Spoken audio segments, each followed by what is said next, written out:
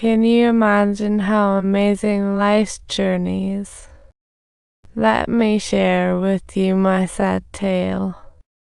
I really want to say I'm sorry to him. I totally ghosted him. Seriously, how long did Lorenzo wait for me under that tree?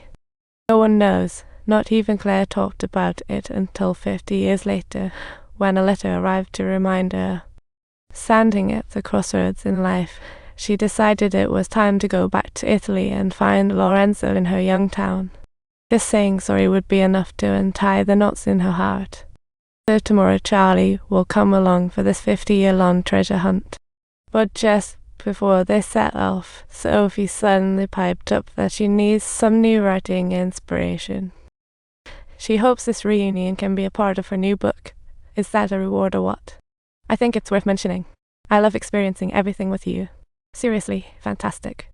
As the golden morning light blankets the city, the trio's romantic adventure kicks off. Claire felt butterflies again. It was like she turned back into that young girl. During pit stops, she couldn't help but spill all the old stories. It felt like time travel. Back then, time was like a speeding train. After school, she dashed to the farm just to hang out with Lorenzo a bit longer. Charlie kept interrupting Grandma's nostalgia, and Sophie thought, wow, what a buzzkill. My husband always said love is like coffee. The more you drink, the stronger it gets. Look, his heart's filled with passion. Charlie's got that spark too. Sophie couldn't help but question Charlie. He's always been so rude. Even though Charlie was reluctant to start this journey, he grudgingly tagged along with Grandma. The trio arrived at a quaint little town, and when Claire knocked on the memory-laden farmhouse, Charlie felt a wave of nerves. He was worried that their sudden visit might lead the house owner to misunderstand, and even turn things into a total mess before the show even started. The door swung open, revealing a guy who looked like Lorenzo, and guess what? His name was Lorenzo too.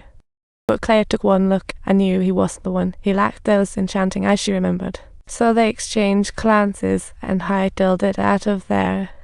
Quick thinking. After some digging, Sophie discovered that there were over 70 Lorenzos in town. Thankfully, the one they were searching for was only in the rural area. How sneaky. Claire made a vow. Whether Lorenzo was happy or not, she needed to find out herself. Bright and early the very next day, they got ready for their search adventure. First Lorenzo they met was an old man playing chess at the street, and after hearing Claire's tale, he said, "I'm not the guy." His ambiguous reply scared Claire off. It was hilarious. The second Lorenzo, by the docks, fell for a pretty girl, angering Claire. Meanwhile, Charlie was chuckling away, thinking that Grandma would give up soon. The third Lorenzo turned out to be a millionaire who fell head over heels for Claire at first sight.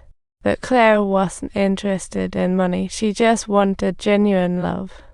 In the end, they unexpectedly encountered a Lorenzo suffering from dementia, and ultimately returned with nothing in their hands, poor things. As night fell, the three sat chatting, and Sophie was shocked to discover Charlie was a public interest lawyer. So Petals, he actually went out of his way to find shelters for the displaced refugees. What an incredibly warm-hearted man. That night, Sophie's opinion of Charlie shifted. He apologized, admitting he didn't want Grandma to suffer. After sharing his reasons, they agreed to keep moving ahead.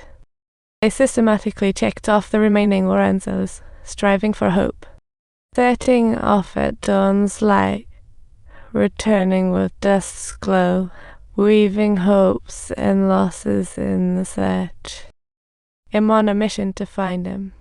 I'm Lorenzo Baldorini. Wow, I'm Lorenzo Baldorini. This is really, really, really exciting. As the unexplored spots on the map grew fewer, Claire's sparkle started to fade.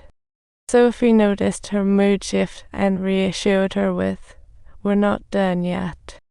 Of course, it's not over.